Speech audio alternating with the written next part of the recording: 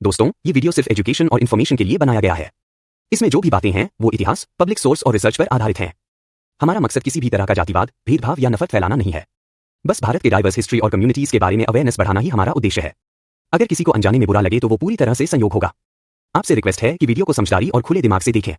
कभी गौर किया है दोस्तों, भारत का हर दौर, चाहे वो राजाओं का हो या अंग्रेजों का, हर राज में राजा बदलते रहे लेकिन लिखने वाला वही रहा, वो जो तलवार नहीं बल्कि कलम से राज करता था। हाँ, मैं बात कर रहा हूँ कायस्थ समाज की, उस समुदाय की जिसने भारत के इतिहास को न केवल लिखा बल्कि उसे दिशा भी दी, जिनकी कलम से फरमान निकलते थे और जिनकी बुद्धि से साम्राज्य चलते थे। ये वो लोग थे जो सत्ता के पीछे की असली ताकत थे, प्रशासन के कंधे, राजनीति का दिमाग और इतिहास के साक्षी। लेकिन क्या आपने कभी सोचा है कि आखिर ये कायस्थ हैं कौन? क्या ये ब्राह्मणों जैसे विद्वान थे या क्षत्रियों जैसे योद्धा, या फिर कुछ और, कुछ ऐसा जो इन दोनों से भी अलग था? और क्या सच में इनका सीधा रिश्ता भगवान चित्रगुप्त से जुड़ता है? आज हम तो तैयार हो जाइए, क्योंकि आज हम जानेंगे उस समुदाय की कहानी जिसने कलम को अपना हथियार और बुद्धि को अपनी पहचान बना लिया। चलिए शुरू करते हैं। कायस्थ शब्द की उत्पत्ति। कहते हैं सृष्टि के रचयिता भगवान ब्रह्मा की विशिष्ट काया से कायस्थ जन्म लेता है और वह भगवान चित्रगुप्त के रूप में इस सृष्टि के सभी प्रकार के लेखा जोखा को रखने के व्यवस्था करता, उसके कर्म साधना को, यानी अच्छा कर्म करेंगे तो अच्छे फल प्राप्त होंगे, बुरे कर्म करेंगे तो बुरे फल प्राप्त होंगे। कायस्थ समाज एक प्रभुत्व समाज माना जाता है, पढ़ा लिखा समाज। कायस्थ शब्द की उत्पत्ति को लेकर दो राय हैं, पौराणिक और ऐतिहासिक।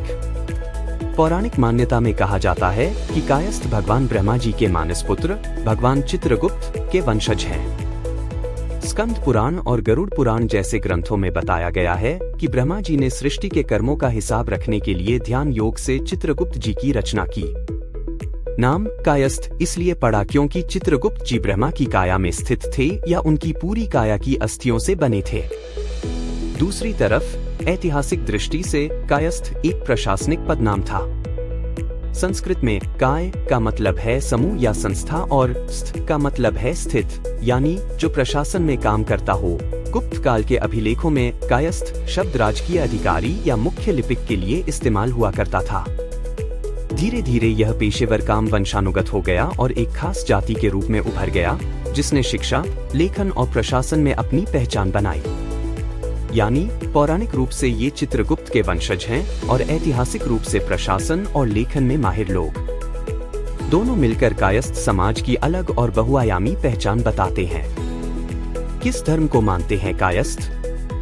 कायस्थ समुदाय का बड़ा हिस्सा हिंदू धर्म का पालन करते हैं। हिंदू कायस्थ भगवान चित्रगुप्त को अपने आदि पुरुष के रूप में मानते हैं। कहा जाता है कि चित्रगुप्त यमराज के दरबार में मनुष्यों के कर्मों का लेखा जोखा रखते हैं, इसलिए चित्रगुप्त पूजा कायस्थों की धार्मिक पहचान का सबसे अहम हिस्सा है। हालांकि कायस्थों में एक छोटा लेकिन ऐतिहासिक रूप से महत्वपूर्ण हिस्सा मुस्लिम कायस्थ भी है। इन लोगों ने मध्यकाल में, खासकर मुगल शासन के दौरान, प्रशासन और लेखा जोखा के काम में माहिर रहने के लिए धर्म परिवर्तन किया। ये परिवार ज्यादातर सुन्नी मुस्लिम होते हैं और अक्सर खुद को शेख समुदाय से जोड़ते हैं। भारत और दुनिया में कहां पाए जाते हैं कायस्थ?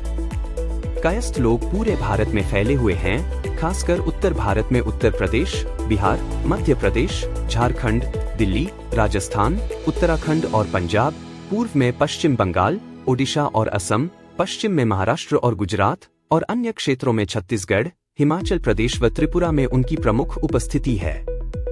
भारत के बाहर भी इनकी मौजूदगी है, जैसे नेपाल में और पाकिस्तान में, जहां 1947 के विभाजन के बाद कई मुस्लिम कायस्थ जाकर बस गए थे। किस वर्ण में आते हैं कायस्थ? कायस्थ समाज का वर्ण हमेशा से ही थोड़ा कॉन्फ्यूजिंग और डिबेटेड रहा है। वजह यह है कि कायस्थ कोई एक सिंगल जाति नहीं, बल्कि अलग अलग इलाकों में फैले कई रीजन ग्रुप्स का मिलाजुला समुदाय है। उत्तर भारत में ज्यादातर कायस्थों को द्विज या उच्च जाति माना गया, जबकि बंगाल में उन्हें शूद्र समझा गया। ये फर्क उनके रीति रिवाज, शादी ब्याह और सामाजिक प्रैक्टिस में भी साफ दिखता है। ब्रिटिश ज़माने में इस मुद्दे पर कई कोर्ट केस हुए, जिन्होंने कायस्थों की स्थिति को और साफ या कहें उलझा दिया। जैसे 1860 में जौनपुर के एक प्रॉपर्टी केस में कोर्ट ने कहा कि उत्तर भारतीय कायस्थ द्विज हैं, इसलिए फिर 1875 में इलाहाबाद हाई कोर्ट ने एक कायस्थ विधवा को उच्च जाति की महिला मानकर दत्तक अधिकार देने से इनकार कर दिया। यानी उत्तर भारत के कायस्थों को कोर्ट ने साफ तौर पर उच्च वर्ग माना। लेकिन बंगाल का मामला कुछ और था। 1884 में कलकत्ता हाई कोर्ट ने राजकुमार लाल बनाम विशेषर दयाल केस में साफ कहा, बंगाली कायस्थ शूद्र है। कोर्ट ने तर्क दिया कि बंगाली कायस्थ न तो उपनयन संस्कार जनीन करते हैं, न ही द्विजों वाले वैदिक अनुष्ठान। साथ ही उन्होंने समय के साथ निम्न जातियों और दास वर्गों से विवाह भी किए, जिससे उनके क्षत्रिय दर्जे पर असर पड़ा।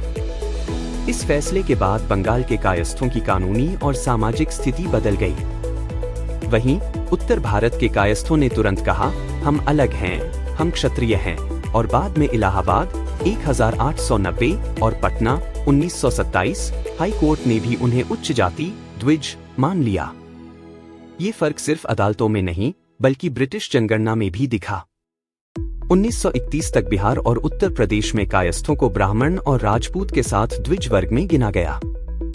कोर्टों में इस मुद्दे पर धार्मिक ग्रंथों का भी खूब हवाला दिया गया। मिताक्षरा, पद्म पुराण, याज्ञवल्क्य स्मृति, स्कंद पुराण, व्यवस्था दर्पण और दत्तक मीमांसा जैसे ग्रंथों से लेकर विष्णुनाथ नारायण मंडलिक और राजा राम शास्त्री जैसे विद्वानों की राय तक पेश की गई।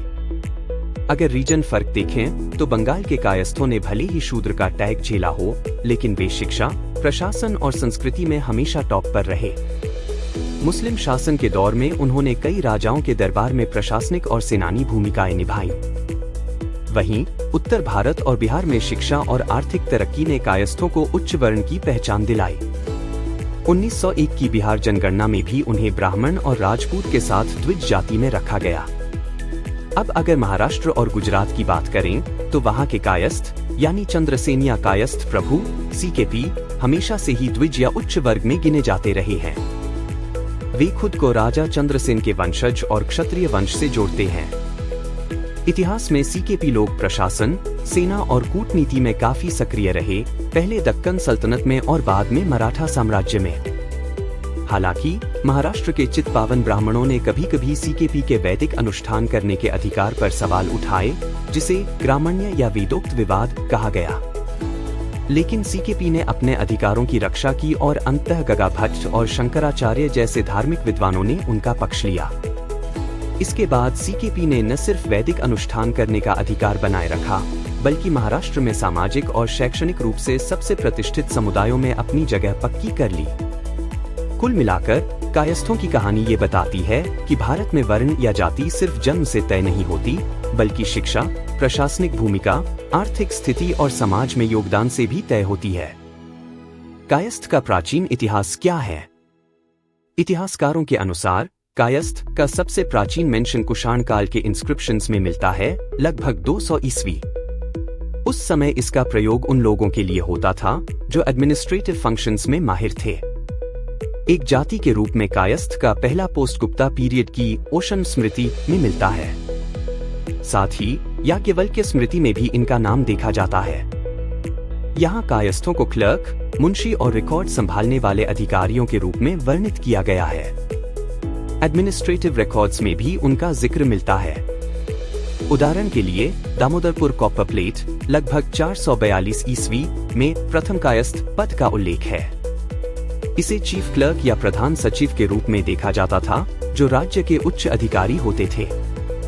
साहित्य में भी कायस्थों का रोल महत्वपूर्ण था। विशाख दत्त का नाटक मुद्रा राक्षस 4वीं शताब्दी ई। यहाँ कायस्थों को दरबारी अधिकारी और दस्तावेज संभालने वाला वर्ग दिखाया गया। में कल्हण की राजतरंगिणी 12वीं शताब्दी ई। कश्मीर के इतिहास में भी वही कहानी, यानी कायस्थ लोग शिक्षित और भरोसेमंद अधिकारी। यहाँ उन्हें दरबारी अधिकारी और दस्तावेज संभालने वाले शिक्षित वर्ग के रूप में दिखाया गया है। धार्मिक और पौराणिक रूप से कायस्थों की उत्पत्ति पद्म पुराण और भविष्य पुराण में वर्णित उनके आराध्य देव भगवान चित्रगुप्त से जोड़ी जाती है। कायस्थ का मध्यकालीन इतिहास क्या है? मध्यकालीन भारत में, विशेष रूप से मुगल शासनकाल के दौरान, कायस्थ समुदाय का प्रभाव अपने चरम पर पहुंच गया। मुस्लिम शासकों के आगमन के साथ जब प्रशासन की भाषा फारसी बनी, तब कायस्थों ने अपनी पारंपरिक लेखन, हिसाब किताब और प्रशासनिक दक्षता के साथ फारसी भाषा को तेजी से सीख लिया। परिणामस्वरूप वे सुल्तान और मुगल दरबारों में सबसे भरोसेमंद अधिकारी बन गए। कहीं वे मुंशी थे, कहीं दीवान, तो कहीं राजस्व अधिकारी या लेखपाल। वे केवल कलम चलाने वाले नहीं थे, बल्कि उन्होंने शासन व्यवस्था और राजस्व प्रशासन में अहम भूमिका निभाई। इस दौर का सबसे प्रसिद्ध उदाहरण है राजा टोडरमल, जो अकबर के 9 रत्नों में से एक थे और जिनके नाम पर प्रसिद्ध जती या तहसाला प्रणाली जानी जाती है, जिसने मुगल साम्राज्य की राजस्व व्यवस्था को मजबूत नींव दी। उन्होंने संस्कृत के भागवत पुराण का फारसी में अनुवाद भी कराया। बंगाल में कायस्थ समुदाय मुस्लिम शासन से पहले ही भूमि स्वामी और प्रशासक वर्ग के रूप में प्रतिष्ठित था और मुस्लिम शासन के दौरान भी यही भूमिका जारी रही। अबुल फजल के अनुसार उस समय बंगाल के अधिकांश हिंदू जमींदार कायस्थ ही थे। कायस्थों ने मुगल दरबार में गवर्नर, प्रधानमंत्री और खजांची जैसे महत्वपूर्ण पदों पर कार्य किया। उन्होंने हिंदू और इस्लामी संस्कृति के बीच सेतु का काम किया, जिससे गंगाजमुनी तहजीब जैसी अनूठी सांस्कृतिक परंपरा विकसित हुई। मुगल साम्राज्य के पतन के बाद भी कायस्थों ने अपनी प्रशासनिक योग्यता और शिक्षा के बल पर बिहार, बंगाल और उत्तर प्रदेश जैसे इलाकों में जमींदारी और छोटी छोटी रियासतें कायम की। कायस्थ का ब्रिटिशकालीन इतिहास क्या है? ब्रिटिश दौर की बात करें तो कायस्थों का जमाना सच में अलग ही था। मुगल काल में जो लोग फारसी में हिसाब किताब संभालते थे, वही ब्रिटिश राज में सबसे पहले अंग्रेजी सीखने वालों में थे। इस एडजस्ट करने की क्षमता ने उन्हें नई सरकार की नजर में बहुत कीमती बना दिया। ब्रिटिश अफसरों को ऐसे लोग चाहिए थे जो पढ़े लिखे हों, रिकॉर्ड संभाल सकें और काम में ईमानदार हों, और कायस्थ बिल्कुल फिट बैठे। धीरे धीरे ये क्लर्क, रिकॉर्ड कीपर और जज जैसे पदों तक पहुंच गए। बंगाल, बिहार और यूपी जैसे इलाकों में सरकारी दफ्तरों, अदालतों और प्रशासन में कायस्थों का दबदबा साफ दिखने लगा। जमीन और राजस्व के काम में तो इनकी पकड़ इतनी मजबूत थी कि कई कायस्थ परिवार जमींदार बन गए। परमानेंट सेटलमेंट के बाद तो इनकी स्थिति और मजबूत हो गई। ये पढ़े लिखे भूस्वामी बन गए, जो अपनी जमींदारियां बड़ी समझदारी से संभालते थे। लेकिन एक दिलचस्प बात ये भी है कि इसी दौर में कायस्थों की जातीय स्थिति को लेकर काफी कानूनी ड्रामे हुए। कुछ उच्च जातियों ने कोर्ट में जाकर यह साबित करने की कोशिश की कि कायस्थ शूद्र हैं, ताकि उनकी बढ़ती सामाजिक हैसियत पर रोक लगाई जा सके। इसके जवाब में कायस्थ समाज ने कायस्थ सभा जैसी संस्थाएं बनाई और अपने को क्षत्रिय या द्विज ट्वाइस बॉर्न सिद्ध करने के लिए धार्मिक और ऐतिहासिक सबूत पेश किए। कायस्थों ने स्वतंत्रता आंदोलन में भी बड़ा रोल निभाया। सुभाष चंद्र बोस, रास बिहारी बोस, खुदीराम बोस, राजेंद्र प्रसाद, लाल बहादुर शास्त्री, ये सब कायस्थ थे, जिन्होंने देश के लिए जान तक कुर्बान कर दी। कुल मिलाकर ब्रिटिश काल कायस्थों के लिए राइजिंग पीरियड था, जहां उन्होंने अपनी शिक्षा, समझ और मेहनत के दम पर समाज में ऊंचा मुकाम बनाया। कायथी लिपि क्या है? क्या आपने कभी पुराने जमीन जायदाद के कागज देखे हैं? खासकर बिहार में ऐसे दस्तावेज देखकर पता ही नहीं चलता कि आखिर ये कौन सी लिपि में लिखे गए हैं। यही है कैथी या कायथी लिपि, एक पुरानी और ऐतिहासिक लिपि जो उत्तर भारत के बिहार, उत्तर प्रदेश और झारखंड में खूब प्रचलित थी। इसे खास तौर पर कायस्थ समुदाय से जोड़ा जाता है, क्योंकि पुराने समय में ये लोग प्रशासन, लेखा जोखा और सरकारी दस्तावेज लिखने में माहिर थे। कैथी की सबसे बड़ी खासियत यह है कि इसमें अक्षरों के ऊपर शिरोरेखा नहीं होती थी, इसलिए इसे लिखना आसान था और आम लोगों में काफी लोकप्रिय भी। इसका इस्तेमाल कई भाषाओं में होता था, जैसे भोजपुरी, मगही, मैथिली, अंगिका, बज्जिका और अन्य इंडो आर्यन भाषाएं। इतिहास में कैथी की बड़ी भूमिका रही है। मुगल काल से लेकर 19वीं सदी तक यह लिपि बड़े पैमाने पर इस्तेमाल होती रही। ब्रिटिश राज के समय 1880 के दशक में इसे बिहार की अदालतों में आधिकारिक लिपि का दर्जा भी मिला। उस समय हिंदू और मुसलमान दोनों इसका इस्तेमाल करते थे, जबकि देवनागरी और फारसी लिपियों का इस्तेमाल ज्यादातर धार्मिक और शैक्षिक कामों के लिए होता था। तो देखा जाए तो कैथी लिपि कभी प्रशासन और आम लोगों की जिंदगी का अहम हिस्सा थी और इतिहास में अपनी खास पहचान रखती थी। कायस्थ समुदाय के उपवर्ग और उपनाम। कायस्थ समाज मुख्य रूप से 3 बड़े वंशों या क्षेत्रीय समूहों में बंटा हुआ है। पहला और सबसे प्राचीन समूह है चित्रगुप्त वंशी कायस्थ। ये मुख्य रूप से उत्तर भारत के हिंदी भाषी राज्यों जैसे उत्तर प्रदेश, बिहार और मध्य प्रदेश में पाए जाते हैं। पौराणिक मान्यताओं के अनुसार चित्रगुप्त वंशी कायस्थों की उत्पत्ति धर्मराज श्री चित्रगुप्त से हुई, जिन्हें स्वयं ब्रह्मा की काया से उत्पन्न माना जाता है और जो जीवों के कर्मों का लेखा जोखा रखते हैं। कथा के अनुसार भगवान चित्रगुप्त की 2 पत्नियां थीं, शोभावती और नंदिनी या दक्षिणा, जिनसे उन्हें कुल 12 पुत्र प्राप्त हुए। इन 12 पुत्रों ने ही कायस्थ समाज की 12 प्रमुख उपजातियों, शाखाओं की नींव डाली। ये उपजातियां अपने संस्थापक पुत्रों के नाम या उनके द्वारा स्थापित क्षेत्रों से जुड़ी हुई हैं और इन्हें क्रमशः श्रीवास्तव, माथुर, गौड़, निगम, अष्टाना, कुलश्रेष्ठ, सूर्यध्वज, भटनागर, अम्बष्ठ, सक्सेना, कर्ण और वाल्मीकि के नाम से जाना जाता है। इन शाखाओं के नाम जैसे श्रीवास्तव राजा श्रीवास्तव के वंशज, माथुर क्षेत्र से संबंधित और भटनागर क्षेत्र से संबंधित इनके क्षेत्रीय या वंशाधारित उद्गम को दर्शाते हैं। ये 12 शाखाएं मिलकर चित्रगुप्त वंशी कायस्थ समुदाय की पहचान बनाती है। दूसरा समूह है बंगाली कायस्थ, जो मुख्य रूप से पश्चिम बंगाल और असम में पाए जाते हैं। इतिहास में इन्हें कुलीन और मौलिक वर्ग में बांटा गया था। इनके लोकप्रिय उपनाम हैं घोष, बोस, दत्त, मित्र, गुहा, सेन और सरकार। तीसरा समूह है चंद्रसेनीय कायस्थ प्रभु, जो महाराष्ट्र और गुजरात में पाए जाते हैं। ये लोग खुद को क्षत्रिय वंश से जोड़ते हैं और इनके प्रमुख उपनाम हैं ठाकरे, पटारे, गुप्ते, चित्रे, देशपांडे और कुलकर्णी। यह समूह ऐतिहासिक रूप से प्रशासनिक और सैन्य कार्यों में सक्रिय रहे हैं और इनके योगदान ने महाराष्ट्र के सामाजिक और राजनीतिक क्षेत्र को प्रभावित किया। इसके अलावा ओडिशा में करण कायस्थ पाए जाते हैं और दक्षिण भारत में प्रशासनिक कार्यों से जुड़े परिवार जैसे नायडू, पिल्लई, मेनन, राव और कर्णिक भी कायस्थ समाज का हिस्सा है।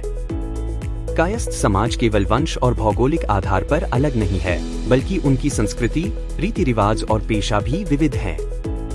उदाहरण के लिए सूर्यवंशी कायस्थ सूर्य देव से जुड़े होने का दावा करते हैं और पारंपरिक रूप से प्रशासनिक और सैन्य कार्यों में माहिर माने जाते हैं। ब्राह्मणीय कायस्थ अपनी ब्राह्मणात्मक विरासत पर गर्व करते हैं और शिक्षा व धार्मिक विद्वता में दक्ष हैं। कन्याकुब्ज कायस्थ मुख्य रूप से उत्तर भारत में पाए जाते हैं और इनका योगदान साहित्य, कला और शायरी में उल्लेखनीय रहा है। गहरवार कायस्थ गहरवार क्षेत्र से जुड़े हैं और इनकी परंपराएं क्षेत्रीय प्रभाव दिखाती हैं। वहीं मध्य प्रदेश के कायस्थ अपनी संस्कृति और बोलचाल के अनुसार अपनी अलग पहचान रखते हैं।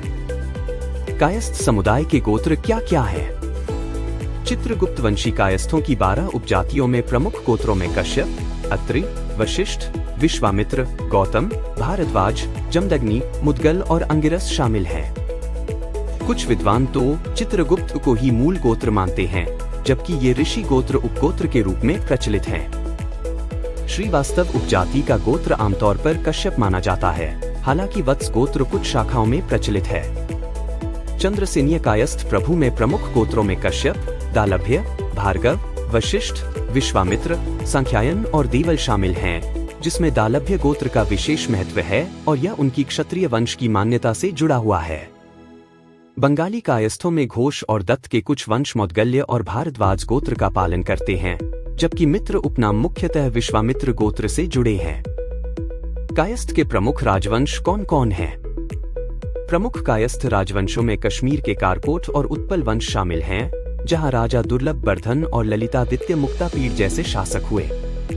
उत्तर भारत और बंगाल में देवपाल गौड़ कायस्थ राजवंश का शासन था और यहाँ के पाल, सेन, चंद्र और वर्मन राजवंशों के शासक भी बाद में कायस्थ समुदाय से संबंधित माने गए। मध्य भारत में सातवाहन और परिहार वंशों को भी कायस्थों से जोड़ा जाता है। इसके अतिरिक्त गुजरात में वल्लभी कायस्थ राजवंश और काबुल तथा पंजाब में जयपाल कायस्थ वंश का शासन रहा। दक्षिण में माथुर कायस्थों ने अयोध्या पर शासन करने के साथ साथ पांड्य राज्य, मदुरई की स्थापना में भी महत्वपूर्ण भूमिका निभाई। 13वीं शताब्दी ईस्वी में आंध्र देश में काकतीयों के अधीन भी कायस्थों ने वल्लूर और गंडीकोटा को केंद्र बनाकर बड़े क्षेत्र पर शासन किया। इन राजवंशों के अलावा बाजी प्रभु देशपांडे और मुरार बाजी देशपांडे मराठा काल जैसे महान प्रशासक और योद्धा देकर भारतीय प्रशासन और सैन्य इतिहास में भी अमूल्य योगदान दिया है। सातवाहन कुछ इतिहासकार इन्हीं भी दक्षिण के कायस्थ वंशों से जोड़ते हैं। किस कैटेगरी में आते हैं कायस्थ समाज के लोग? कायस्थ समुदाय सामान्य रूप से जनरल फॉरवर्ड कास्ट के अंतर्गत आता है, क्योंकि ऐतिहासिक रूप से ये प्रशासन, लेखन और शिक्षा जैसे पेशों से जुड़े रहे हैं और सामाजिक दृष्टि से उच्च वर्ग में माने जाते हैं। गुजरात के केवल 8 जिलों अहमदाबाद, सूरत, वडोदरा, नवसारी, तापी, नर्मदा, वलसाड़ और भरूच में उन्हें सामाजिक और शैक्षणिक रूप से पिछड़ा वर्ग ओबीसी माना गया है। लेकिन राज्य के बाकी हिस्सों में कायस्थ समुदाय जनरल में आते हैं। कायस्थ को लाला क्यों कहा जाता है? दोस्तों, कायस्थों को अक्सर लाला कहा जाता है। इसका मतलब है प्रिय या आदरणीय व्यक्ति। मध्यकाल में कायस्थ लोग राजाओं और नवाबों के दरबारों में मुंशी, दीवान और लेखपाल जैसे अहम पदों पर काम करते थे। उनकी पढ़ाई लिखाई और ईमानदारी के चलते समाज में उन्हें लाला जी या लाला साहब कहकर सम्मान दिया जाने लगा। धीरे धीरे यह शब्द शिक्षित और प्रतिष्ठित व्यक्ति की पहचान बन गया और आज भी इसका इस्तेमाल आदर दिखाने के लिए किया जाता है। कई पुराने समय से कायस्थ समाज निर्माण के लिए, राष्ट्र निर्माण के लिए सतत भागीदार रहा है। पुराने जमाने में भी, उसके बाद भी, देश की आज़ादी की लड़ाई में भी कायस्थ समाज ने बढ़ चढ़ के हिस्सा लिया।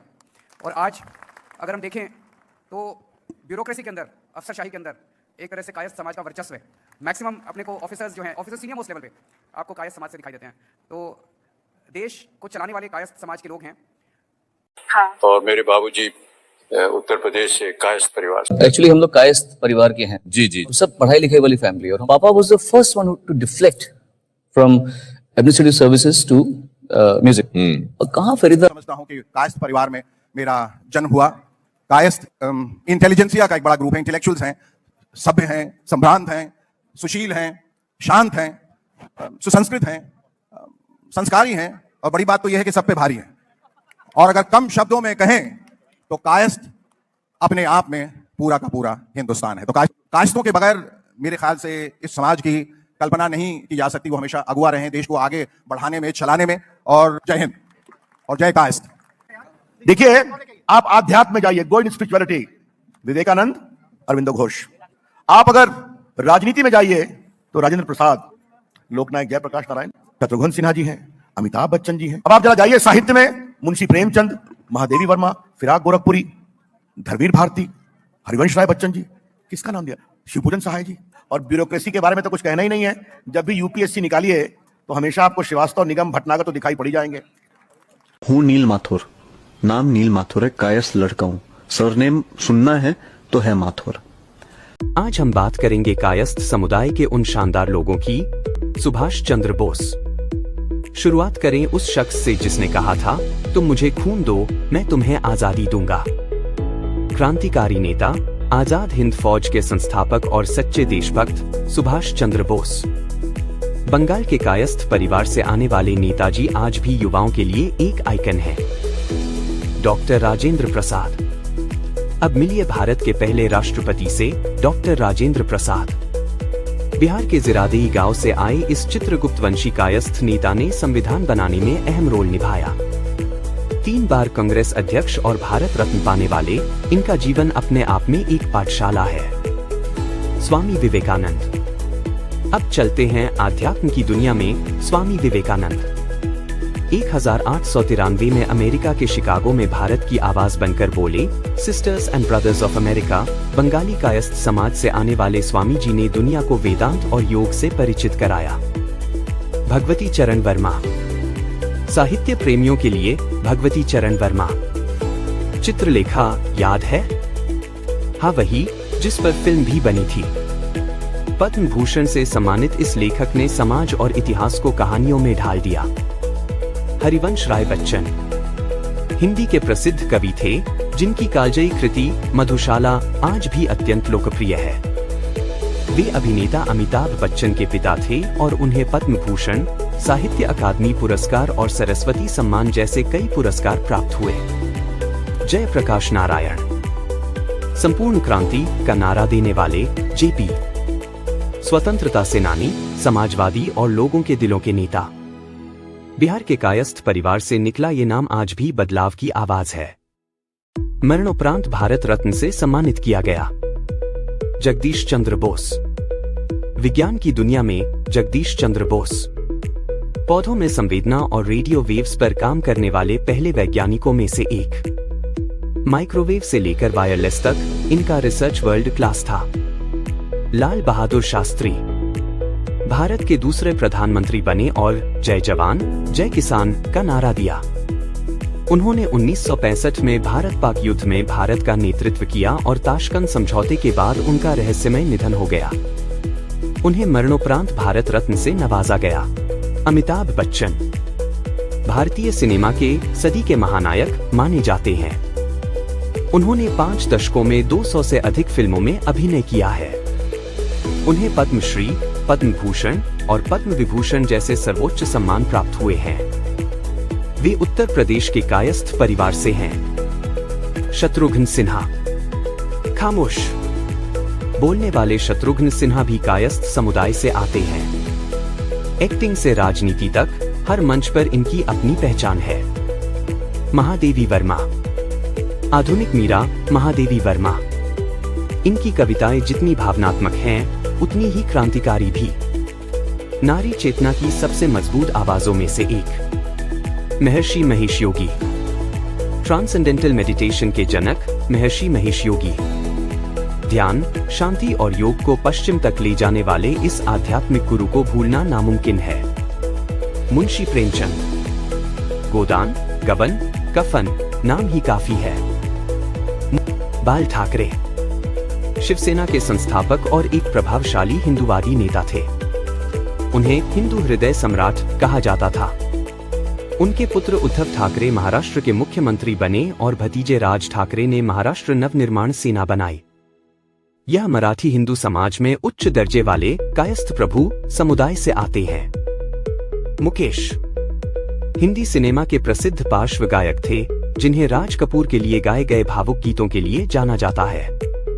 उनके पुत्र नितिन मुकेश और पोते नील नितिन मुकेश भी फिल्म उद्योग से जुड़े हैं। सोनू निगम एक फेमस सिंगर हैं, जिन्होंने हिंदी के साथ साथ कई भाषाओं में हजारों गीत गाए हैं। उन्हें अपनी सुरीली आवाज और विविध गायन शैली के लिए जाना जाता है।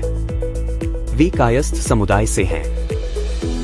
महामाया प्रसाद सिन्हा बिहार के पहले गैर कांग्रेसी मुख्यमंत्री थे। उन्होंने बिहार की सरकार चलाई और बाद में पटना से लोकसभा के सदस्य बने। वे कायस्थ जाति से थे। राजू श्रीवास्तव एक लोकप्रिय स्टैंड अप कॉमेडियन और अभिनेता थे, जिन्होंने भारत में हास्य को नई पहचान दी। वे उत्तर प्रदेश के कायस्थ समाज से थे। रविशंकर प्रसाद भाजपा के वरिष्ठ नेता और वकील, बिहार के पटना के चित्रगुप्त वंशी कायस्थ परिवार से हैं। वे कई मंत्रालयों में मंत्री रह चुके हैं और संसद सदस्य हैं। शेखर सुमन एक प्रसिद्ध भारतीय अभिनेता, टीवी होस्ट, देख भाई देख व मूवर्स एंड शेकर्स जैसे टीवी शो से लोकप्रियता पाई।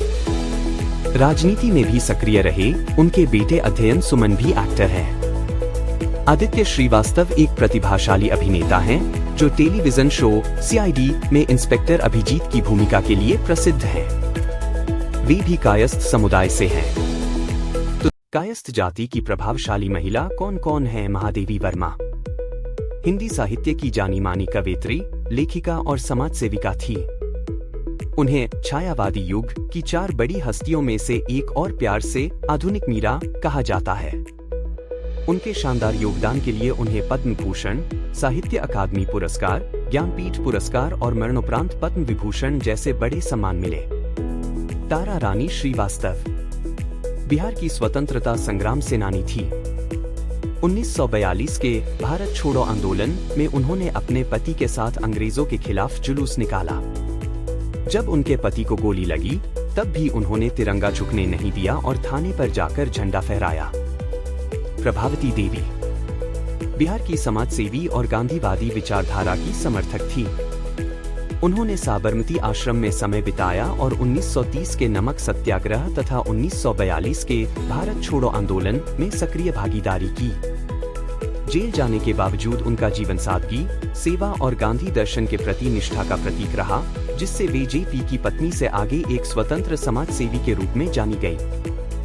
नारायणी देवी वर्मा राजस्थान की स्वतंत्रता सेनानी और समाज सेवी थी।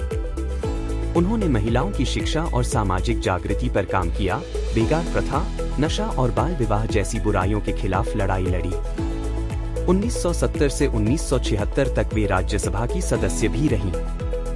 बेला मित्रा बंगाली क्रांतिकारी और सामाजिक कार्यकर्ता बेला मित्रा नेताजी सुभाष चंद्र बोस की भतीजी थीं, जिन्होंने आजाद हिंद फौज की महिला रेजिमेंट झांसी रानी रेजिमेंट में महत्वपूर्ण भूमिका निभाई।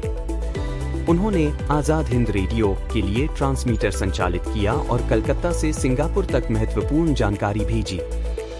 उनके साहस का एक उदाहरण तब देखने को मिला जब उन्होंने अपने पति हरिदास मित्रा को मिली फांसी की सजा माफ कराने के लिए महात्मा गांधी से अपील की। स्वतंत्रता के बाद उन्होंने पूर्वी पाकिस्तान से आए शरणार्थियों के लिए भी काम किया। लीला नागमती या लीला रॉय प्रसिद्ध बंगाली पत्रकार, ढाका विश्वविद्यालय की पहली छात्राओं में से थी। उन्होंने दीपाली स्कूल और नारी शिक्षा मंदिर जैसी संस्थाएं खोलीं, जहां गुप्त रूप से क्रांतिकारियों को दीक्षा दी जाती थी, और वे नेताजी सुभाष चंद्र बोस की सहायक भी रहीं। सुनीति चौधरी 14 साल की उम्र में क्रांतिकारी गतिविधियों में शामिल हुईं और ब्रिटिश मजिस्ट्रेट की हत्या के लिए 7 साल जेल में रहीं। आशा सहाय भारतीय स्वतंत्रता सेनानी और झांसी रानी रेजिमेंट की सदस्य थी। 17 वर्ष की उम्र में उन्होंने प्रशिक्षण पूरा किया और लेफ्टिनेंट बनी। उन्होंने देश की सेवा, महिलाओं को जागरूक करना और भारत जापान संबंधों में महत्वपूर्ण योगदान दिया। अलंकृता श्रीवास्तव फिल्म निर्माता और निर्देशक हैं, जो हिंदी सिनेमा में महिला केंद्रित और सामाजिक रूप से प्रासंगिक विषयों पर काम करने के लिए जानी जाती हैं। उन्हें अंतर्राष्ट्रीय स्तर पर समीक्षकों द्वारा प्रशंसित फिल्म लिपस्टिक अंडर माय बुर्का के लिए सबसे अधिक ख्याति मिली। उनकी फिल्में जैसे डॉली किट्टी और वो चमकते सितारे और बॉम्बे बेगम्स महिला सशक्तिकरण और समाज में उनकी भूमिका को मजबूती से दर्शाती हैं। अजीता श्रीवास्तव एक प्रसिद्ध लोक गायिका हैं, जिन्हें विशेष रूप से कजरी गायन की समृद्ध विरासत को संरक्षित करने और बढ़ावा देने के लिए जाना जाता है। उन्हें 2022 में पद्मश्री पुरस्कार से सम्मानित किया गया, जिससे वह मिर्जापुर की पहली महिला लोकगीत गायिका बनी जिन्हें यह सम्मान मिला। सोनाक्षी सिन्हा भारतीय फिल्म अभिनेत्री हैं, जो हिंदी सिनेमा के दिग्गज अभिनेता शत्रुघ्न सिन्हा की बेटी हैं। उन्होंने अपने करियर की शुरुआत एक कॉस्ट्यूम डिजाइनर के रूप में की, लेकिन 2010 में सुपरस्टार सलमान खान के साथ फिल्म दबंग से अभिनय में कदम रखा। कादम्बिनी बोस गांगुली भारत की पहली महिला स्नातक और भारतीय शिक्षित डॉक्टर थी। उन्होंने कलकत्ता मेडिकल कॉलेज और यूके से प्रशिक्षण लिया, राष्ट्रीय कांग्रेस में भाग लिया और जीवन भर सामाजिक सुधार और महिलाओं के अधिकारों के लिए संघर्ष किया।